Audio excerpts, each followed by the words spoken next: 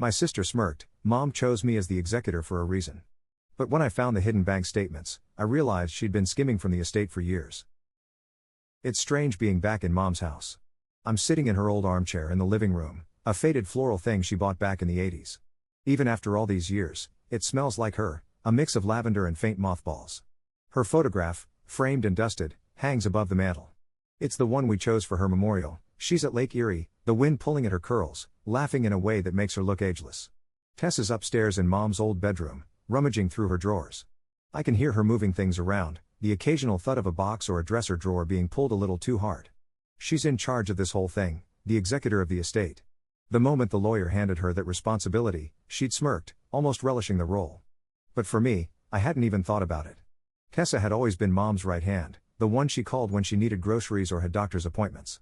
Jake, Tessa had said just after Mom's funeral, her voice oozing with a mix of authority and disdain, Mom chose me as the executor for a reason. She trusted me to make sure things were done properly. You know how she was. By the book. I just nodded, biting back any hint of argument. Tessa was right. Mom had always been the practical one, the type who had her entire funeral planned out before her first gray hair. And I guess she felt Tessa, her dependable daughter, was the natural choice. I, on the other hand, had moved to New York years ago, only visiting for holidays or special occasions. Tessa was the one who'd stayed behind in Ohio, living just 20 minutes from Mom's place, helping out here and there.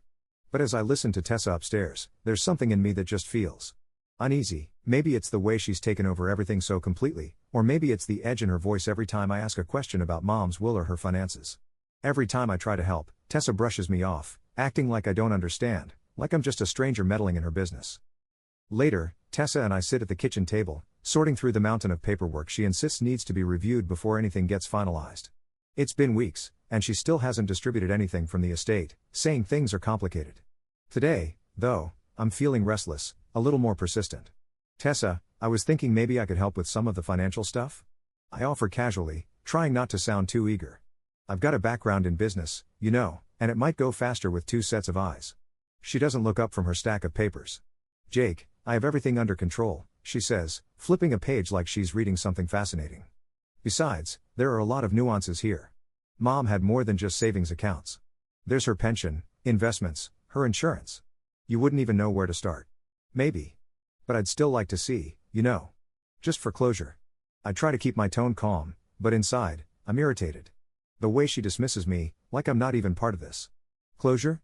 She finally looks up, narrowing her eyes. Jake, Mom trusted me. She knew I was the one who would do things right. No offense, but you barely visited when she was sick. There it is. The guilt trip. I feel my hands clenching under the table. Look, I get it. You were here more, and I know I wasn't around as much as I should have been. But Mom was my mother too. It just seems like maybe this is something we should be doing together. She sighs, a long-suffering sigh that practically echoes around the room. Fine, Jake. You want to see the bank statements? Here. She pushes a stack of papers toward me, her smirk back in full force. Maybe you'll finally understand why Mom chose me to handle things. I thumb through the papers, trying to ignore the feeling that she's watching me like a hawk. I know she expects me to be overwhelmed, to give up, but something catches my eye almost immediately. There's a withdrawal from last year for $15,000, an amount that feels strange. Mom was careful with her money. She didn't make big withdrawals like that. What's this? I ask, pointing at the line on the statement. Oh, that? Tessa shrugs, too casually. Mom wanted me to take care of some things for her. You know, house stuff. House stuff?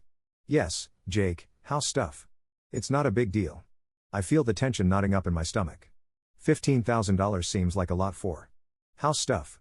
She rolls her eyes. Look, I was here taking care of everything, remember? Mom trusted me with her finances. Maybe if you'd been around more, you'd get it. Her tone is biting, defensive. But I press on. I know you were helping, Tessa, but it still seems excessive. Are there more withdrawals like this? She leans back, crossing her arms. What are you trying to say, Jake? Nothing, I say, although we both know that's not true. I just want to make sure everything's right. Right, she scoffs. Well, as I said, Mom left me in charge. I don't need you second-guessing every little thing. A few days later, I'm back in New York, but the whole thing nags at me. I can't get that $15,000 out of my head. And then, I remember that Mom kept some older bank statements in a drawer in the attic. Tessa hadn't even mentioned them, so maybe they hadn't crossed her radar. The next weekend, I drive back to Ohio without telling her. Tess is at work, so I let myself into the house, feeling like a trespasser. The attic is exactly as I remember it, cluttered with old suitcases, dusty lamps, and boxes labeled with Mom's careful handwriting. I rifle through one of the boxes and finally find a folder marked important papers. Inside are stacks of statements, some dating back 5, 6 years. I start going through them, and soon enough, a pattern emerges. There are more large withdrawals, some even bigger than the $15,000. But these aren't just one-offs, they're consistent, month after month. And every one of them is signed by Tessa. My stomach churns as I piece it together. She's been quietly draining Mom's accounts, skimming off money little by little, probably thinking no one would ever notice. And the total amount? It's staggering. I can barely breathe as I do the math. I confront her the next day, ready to finally have it out. Tessa, we need to talk, I say, setting the stack of statements on the kitchen table as she walks in from work. What's this? She says, eyeing the pile with a mixture of surprise and annoyance. I went through Mom's old statements, I say, keeping my voice steady. The ones from before last year. Tessa, what are all these withdrawals? She stiffens, glancing at the papers. I don't know what you're talking about. Really? I push a specific statement across the table, pointing to a withdrawal of $12,000 from 2 years ago. How about this one? Her face doesn't even change. Mom needed help with a few things. Medical expenses, house repairs. Normal stuff. Normal stuff? I echo, feeling my anger rise. Tessa, this isn't a couple $100 here and there. It's thousands. And it's every month. She shrugs, a smirk tugging at the corner of her mouth. I was taking care of her, Jake. You wouldn't understand. You were off living your life, doing your big city thing. Mom needed someone who was here, someone who'd make sure everything was handled. My voice shakes. Handled? You've been bleeding her accounts dry. She finally snaps, her calm facade shattering. I deserve it, okay? I was the one here. I was the one giving up my life to take care of her while you were off in New York. I had to put up with her mood swings, her doctors, her endless prescriptions. You think I did that for free? For free? I can't believe what I'm hearing. She was our mother, Tessa. You're supposed to take care of her because you love her, not for some kind of payout. Her eyes narrow. Don't you dare lecture me. You don't know what it was like. You didn't even bother to come home until the end. So don't pretend you were some devoted son. I wasn't here, but that doesn't give you the right to rob her. I shout, slamming my fist on the table. This was Mom's money. She saved it, planned it for both of us. For her grandkids. Oh, please, she spits, crossing her arms. You're just mad because you didn't get your cut. My cut? I feel sick to my stomach. This isn't about me wanting a cut. It's about you betraying her. You were supposed to be helping her, not skimming her life savings. She laughs, cold and bitter. Oh, grow up, Jake. This is the real world. People do what they have to do. Mom understood that. I stare at her, feeling like I don't even know who she is anymore. The Tessa I grew up with would never do this. Or maybe I never really knew her at all. The fight drags on for hours, escalating into shouting, accusations, dredging up years of sibling rivalry and resentment. By the end, I know there's no going back. She'll never admit she was wrong, and I can't let this go. I leave, feeling like my whole world has crumbled, but I make a call to a lawyer the next morning. It's a long, grueling process, but the lawyer finds even more evidence of Tessa's betrayal. In the end, she's forced to settle, repaying a portion of the money she took, though she avoids jail time. But the settlement doesn't fix anything. Tessa moves out of the family house, cutting off contact, insisting that I ruined her life. As I sit in Mom's old armchair for what may be the last time, I look up at her photograph, feeling a weight in my chest. All she wanted was for us to be a family, and now there's nothing left. It's just me, the quiet of the house, and the realization that sometimes the people you think you know best are the ones who can hurt you the most. I left Ohio feeling hollow and betrayed, with the entire weight of what happened pressing down on me. The house, Mom's house, sat empty and silent, a place that once held so much love and warmth now reduced to a cold battlefield of accusations and ruined trust. I'd won in the eyes of the law, but it didn't feel like a victory. Tessa had made sure of that with every bitter word she threw at me, blaming me for the mess she'd created. But weeks passed, and that feeling of hollow defeat turned to something else, something sharper. I wasn't just hurt, I was angry. I'd spent months grieving not just Mom but the sister I thought I knew. And that anger was burning a hole in me, a feeling that grew every time I remembered her dismissive smirk, her cold justification, the way she'd so easily exploited Mom's trust and care. I knew I needed closure, real closure, the kind that didn't come from a court settlement or an out-of-court agreement. No, I wanted Tessa to understand the consequences of her actions, not just for me, but for Mom. It wasn't just about getting my share, it was about honoring what Mom would have wanted. So, I started planning. It wasn't difficult to find out what Tessa was up to.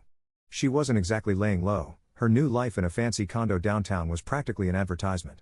She'd used a chunk of Mom's money to start her own design business, a modest one, by New York standards, but flashy for Ohio. She'd splashed out on social media ads, opened a slick website, and was networking her way through the local scene, like Mom's money was her golden ticket. I decided to show up at one of her networking events, held at an upscale restaurant that screamed luxury. She didn't notice me at first. Her eyes were on her guests, her face fixed in that overly bright smile, playing the part of a generous, successful entrepreneur. But I stood in her line of sight long enough for her gaze to finally settle on me. Her smile faded. "Jake, what are you doing here?" "Just wanted to see the empire you're building," I replied, cool and calm, but loud enough for the people around us to hear. "It's impressive, Tessa." "Really?" I had no idea Mom's money could stretch this far. People nearby glanced over, curious, catching the undertones. Tessa's face tightened. She forced a smile, her tone sickly sweet. "Jake, this really isn't the time or place for family drama." "Family drama?" I echoed, voice dripping with sarcasm. "Tessa, we're not talking about family drama. We're talking about theft." At that, her composure cracked, and she grabbed my arm, pulling me off to the side, out of earshot. "What do you think you're doing?" she hissed, her nails digging into my skin. I shook her off. "I came to give you one last chance, Tessa. To do what's right. Pay me back the rest of what you took." She scoffed. "You're delusional. We already settled this, Jake. It's done. It's over." "Is it?" I raised an eyebrow, giving her a pointed look. "Because I have a lawyer who thinks there might be grounds for a full audit. Something about new information we found while going through Mom's things. And if we find out you hid more, well, let's just say it won't look good for your business reputation." Her eyes narrowed. "You wouldn't?" "Why not? It's not about the money anymore, Tessa. It's about Mom. You can hide behind your facade here, but we both know you used her. And I won't let you get away with it." A flicker of fear crossed her face, but she quickly masked it with anger. "Fine, Jake. If you're so hellbent on ruining both our lives, go ahead. But I won't give you another dime." "That's fine," I said, leaning closer. "But if you don't, I'll make sure everyone here knows exactly how you funded your success." She flinched, her confidence cracking. I watched as the weight of it all finally hit her. She had a reputation to protect now, a new life built on the ashes of Mom's estate. All of it could collapse with one scandal, one whisper of impropriety. Her eyes flickered around the room, catching glimpses of her guests glancing our way, whispering. She couldn't afford to lose their trust, not now. "All right," she muttered through clenched teeth. "Fine. I'll make it right. But I swear, Jake, this is the last time you'll get anything from me." "Trust me, Tessa," I replied, feeling a strange, hard satisfaction. "After this, I'll never need to ask for anything from you again." A few days later, the money finally landed in my account. It was everything she owed, with interest. But it wasn't the money that mattered. It was seeing her facade crack, watching her realize that she couldn't just erase her betrayal with a smirk and a shrug. She knew now that there would be consequences, that she couldn't hide from the truth forever. As for me, I took that final payout and set up a small memorial fund in Mom's name. It wasn't much, but enough to keep her legacy alive in the community she loved. I set up scholarships for local kids, people like Mom, who'd grown up here, worked hard, and wanted a better life. She would have loved that.